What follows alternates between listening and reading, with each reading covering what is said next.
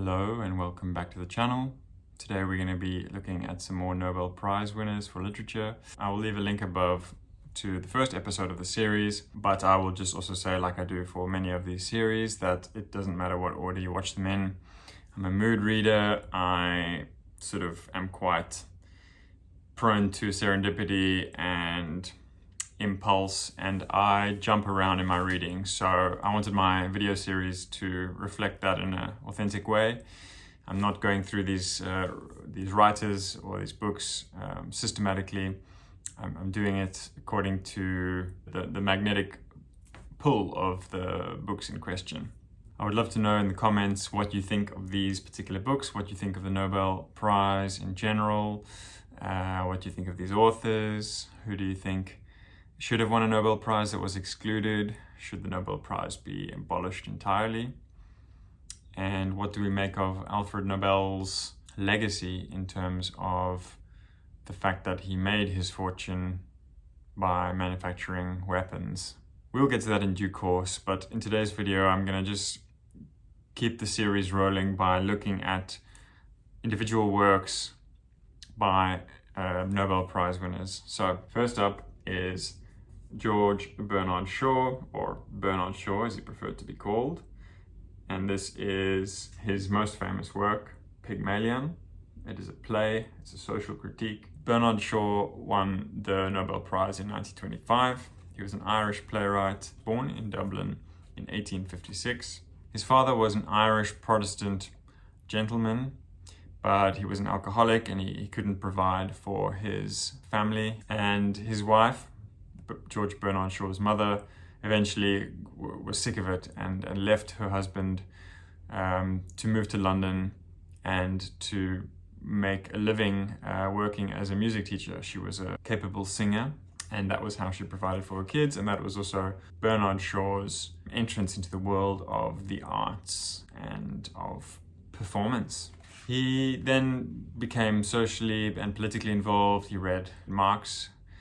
He became a socialist, established a reputation as a public speaker, and had a lot of rhetorical force. He was heavily influenced by the Norwegian playwright Henrik Ibsen, who was also a social commentator and combative. Shaw eventually turned his hand to writing and to being a playwright, and he struggled in the beginning to kind of find his breakthrough until he met a young Dutch publisher who was a big fan of Ibsen as well, and that was the starting point of Shaw's career. And strange connection with Dutch theatre is that many of his works were first performed here in Holland, where I live, and were translated into Dutch and performed by Dutch actors before he made a name for himself in English theatre. Pygmalion is his most popular play,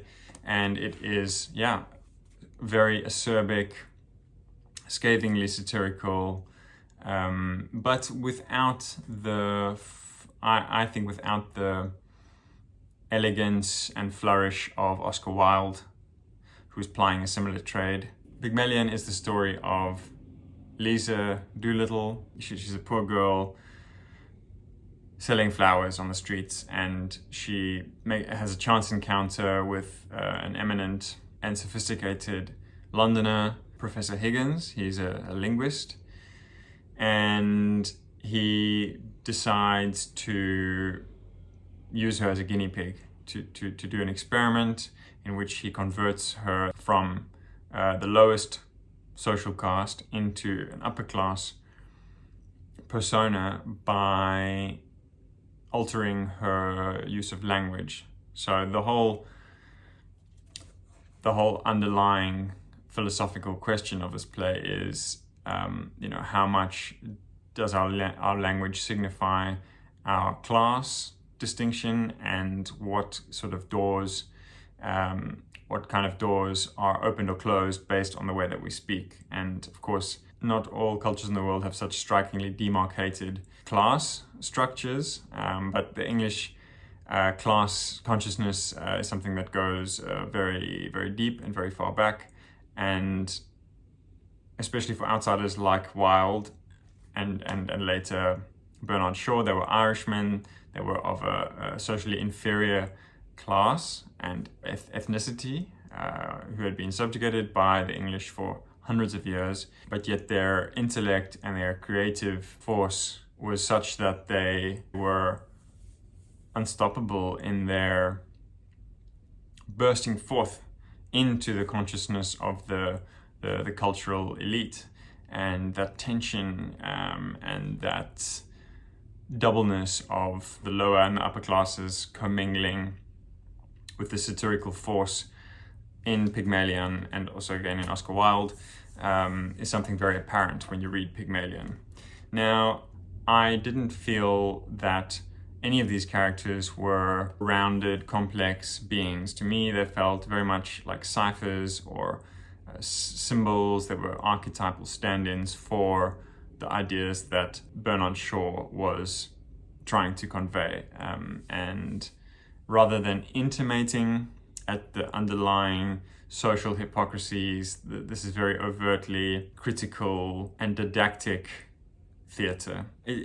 Especially Professor Higgins is just this vapid, cavalier, unfeeling monster, really. You know, he's got this very bright and flippant surface in which he's, you know, sort of jolly and jocular in his manner, but he's so unfeeling. He's completely without any empathy or any sort of sense of guilt of the way that he treats Elisa. So that I found to be a little, dare I say, clumsy, or at least unreal or implausible in his character. Elisa learns to talk with all of the toffee-nosed suavity needed to pass as an upper class socialite, and that's the best part of this play is to see Shaw's deep understanding of these social codes and of the linguistic signifiers, and the way that so much is contained in a kind of undercurrent of unspokenness that lingers underneath the kind of bright and polite and placid surface of language. Next, we're going to jump to 1949's Nobel Prize winner, and that is William Faulkner. I've got his novel Absalom here. This is thicker and denser than 1929's The Sound and the Fury and 1930's As I Lay Dying. Those are his two most famous works. But this is such a heavy, oppressive energy and atmosphere, or kind of almost anti-energy, the atmosphere of this book. It's really got a kind of iron frostiness. There's an image in which Satpin, the main figure of the story, gallops with his stallion over frozen mud, and that kind of galloping over the jolted, hard, encrusted, frozen, iron-hard mud. That is what Faulkner feels a little bit like. That's what his prose feels like. It's very, you feel like you're trapped in this world of revenge and unforgiveness. And Faulkner's subject was this kind of fading aristocracy of the American South, and they're clinging on to this bitter, crumbling, moldy fantasy of racial superiority. And Satpin is this very bleak and rigid figure who is affronted or thwarted as a child by a butler in a mansion, and he then this is like a pivotal point at which he just dedicates his life to winning all of the material wealth and prosperity that he can in order to prove his racial superiority, in order to prove his transcendence above the desperate poverty of the South. And he is this kind of cold-blooded, almost reptilian figure who ruthlessly steals and cheats and works himself to the bone, and those around him, those under his thumb, he works them to the bone in order to build up this material wealth. And he even goes about making a family, finding a wife, and having children to pass on this success or this kind of winningness to his progeny.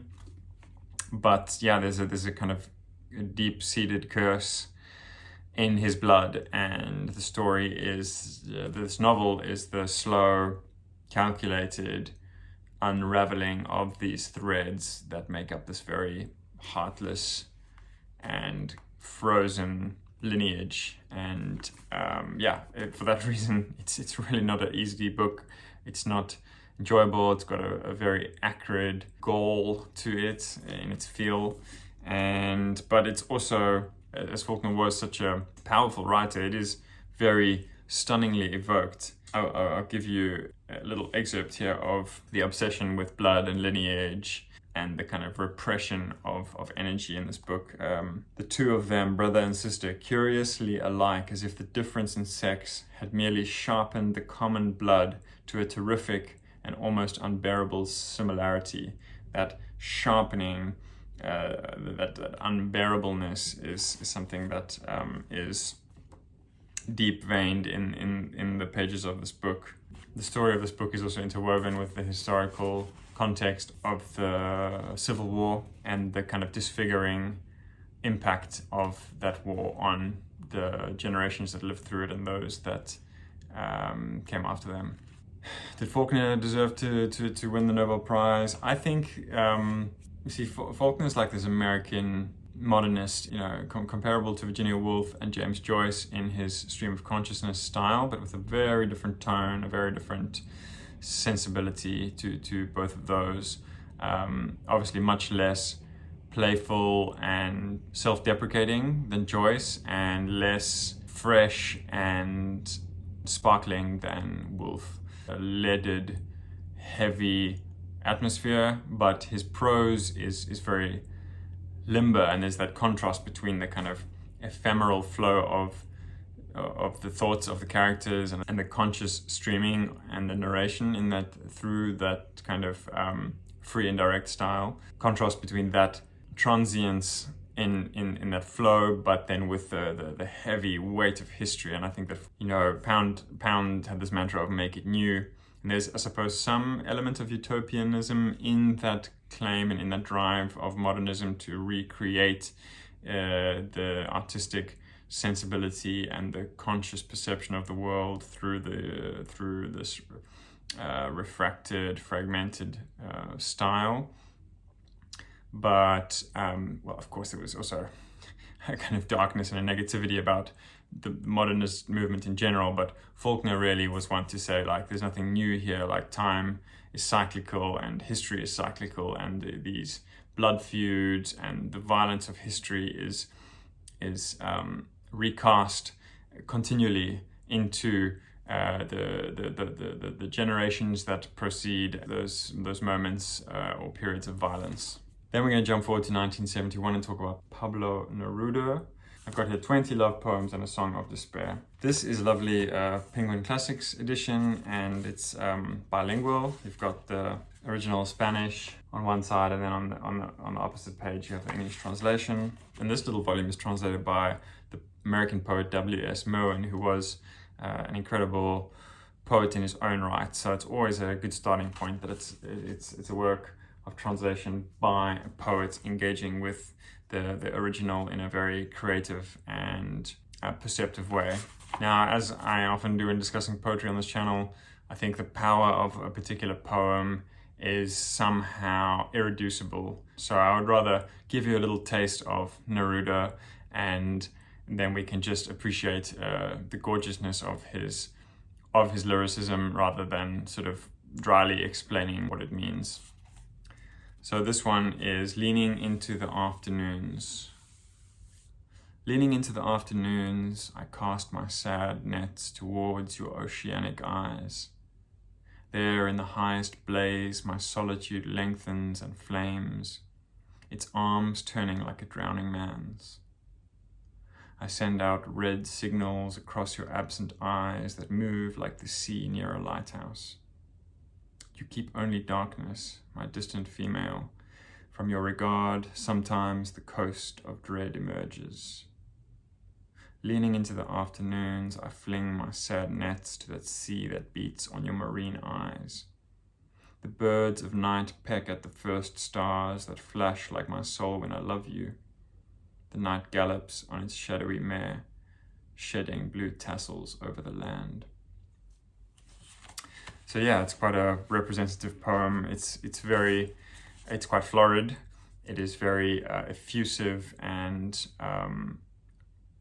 symbolic. It's got very grand symbols and metaphors. And this is a 14-line poem, and I think that there's really clear links here to the sonnet tradition, going back to Dante, going back to the Renaissance sonneteers. There is this evocation of the muse, of the beloved, as this ethereal, transcendent being.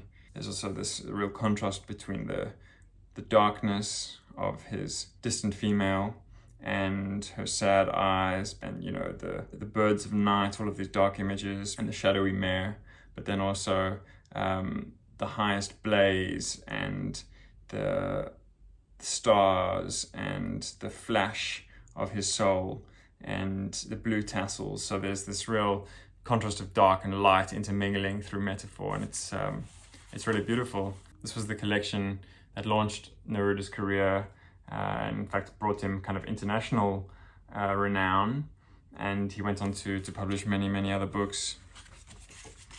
I bought this copy in Paris at my favorite bookshop, Shakespeare and Company, so good memories from my time in France. Jumping forward again to 1980, got another poet, Cesare Milos, and this is Second Space.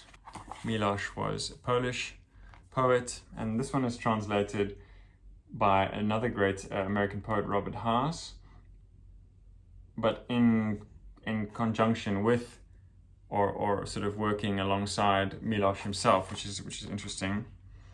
These are later poems. Milos wrote a lot of poetry. Like, you can just see how many books he had there. So he's a very serious, deeply rigorous and sort of probing poet of wisdom and heavy philosophical insight. Paradoxically, he has this real lightning ability to kind of strike with such rapidity and such nimbleness into stunning insights and like kind of associative leaps in such an impressive way.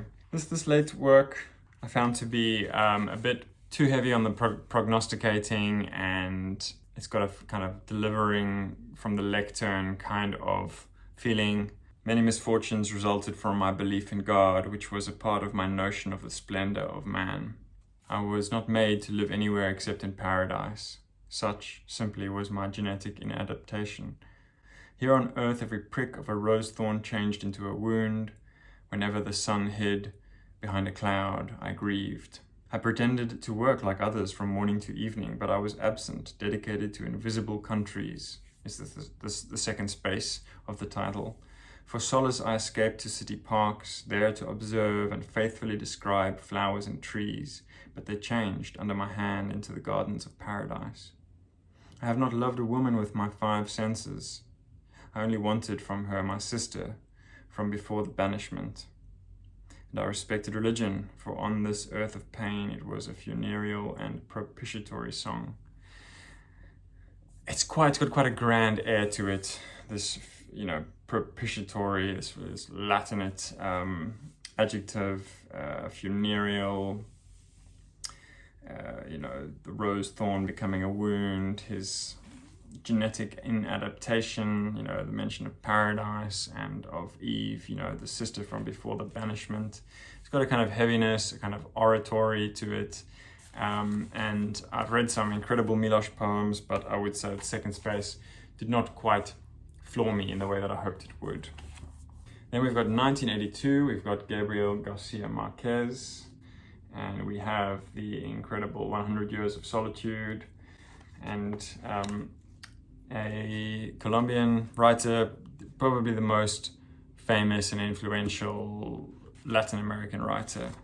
And This book that I have is Penguin Classics, 100 Years of Solitude. It's translated by Gregory Rabassa. I think my expectations of this book were really very high.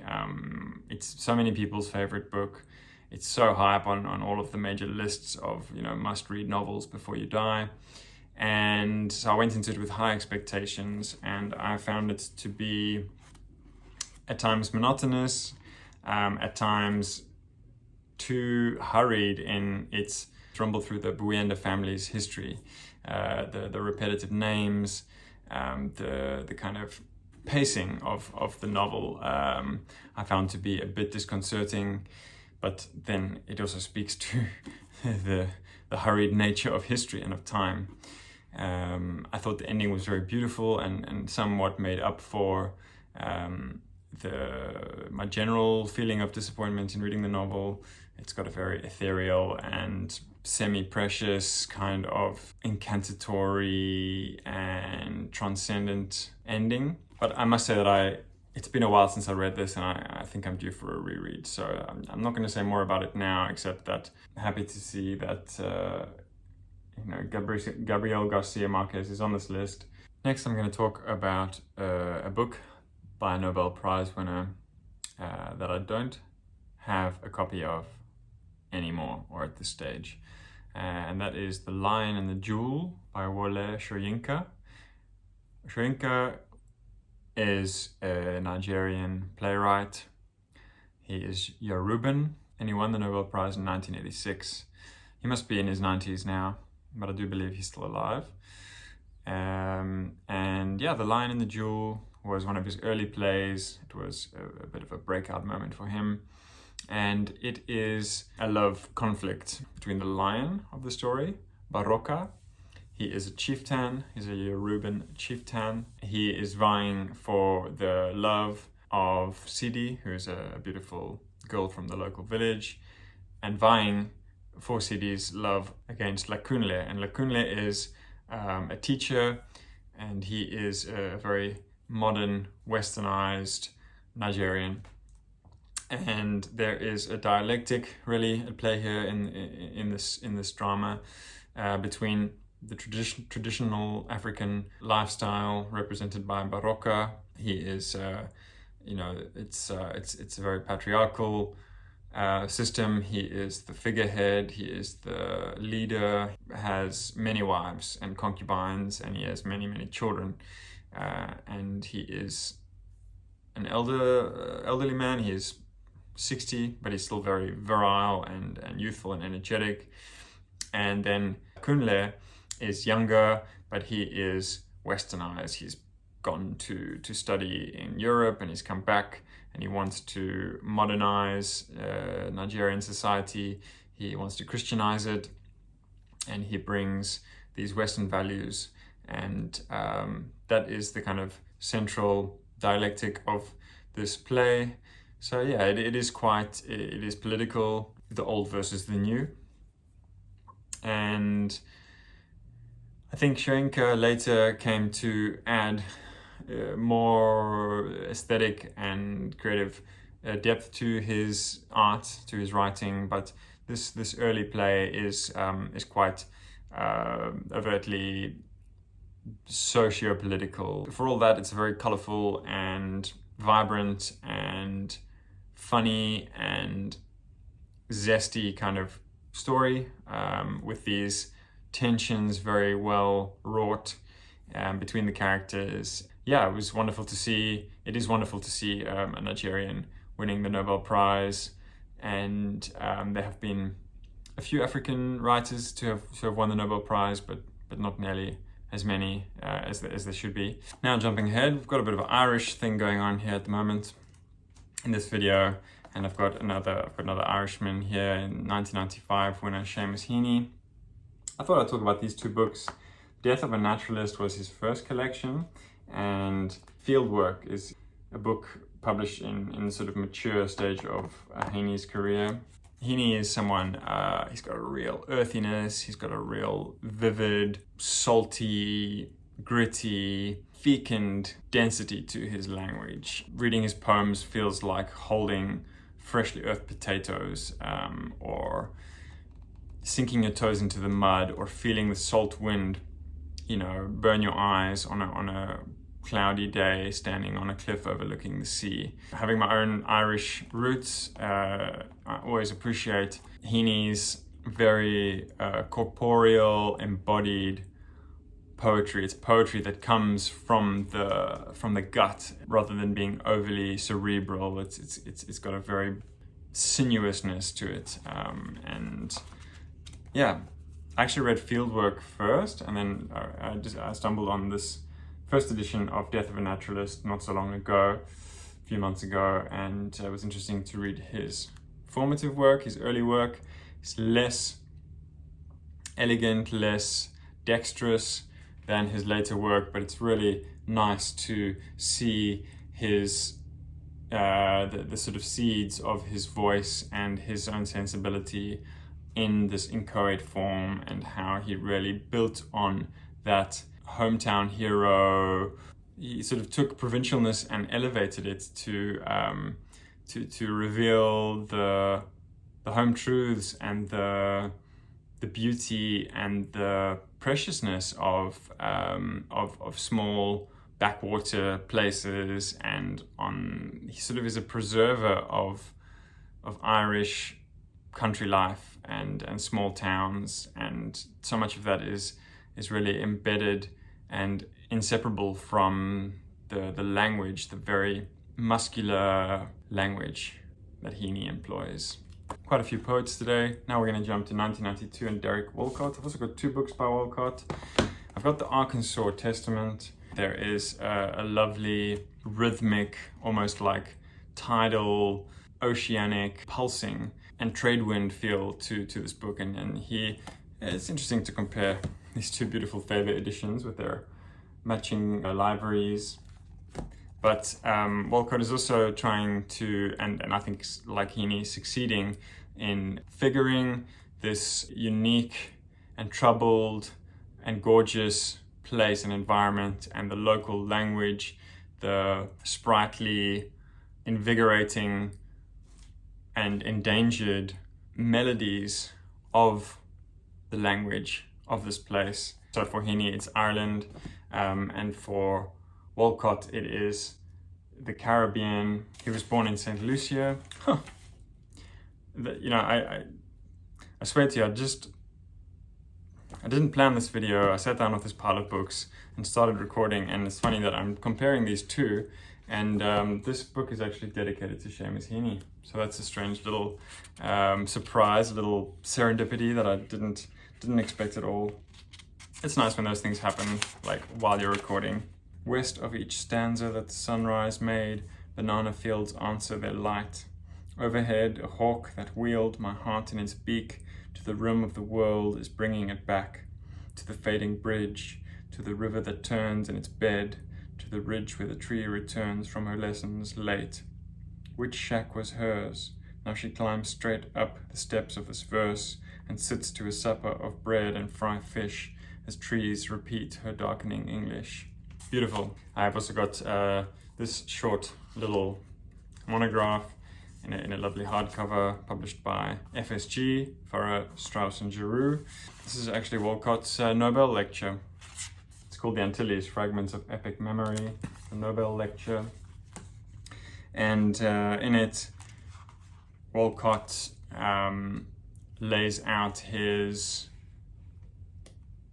frustration, his sorrow at the terrible destruction and cultural whitewashing of his traditional Caribbean roots, and this kind of doubleness of his relationship with the English language that has, you know, given him his career, and that clearly he is such an incredible practitioner of, but at the same time is so deeply bound with the colonizing of the West Indies and all of these blood-soaked layers of history, and the way in which they are bound up with language, give his poetry this deep, tense ambience. And in this Nobel speech, he really delves into that in a very idiosyncratic, freestyling, freewheeling kind of way, but also speaking with a lot of authority. We're speaking with authority of someone that knows that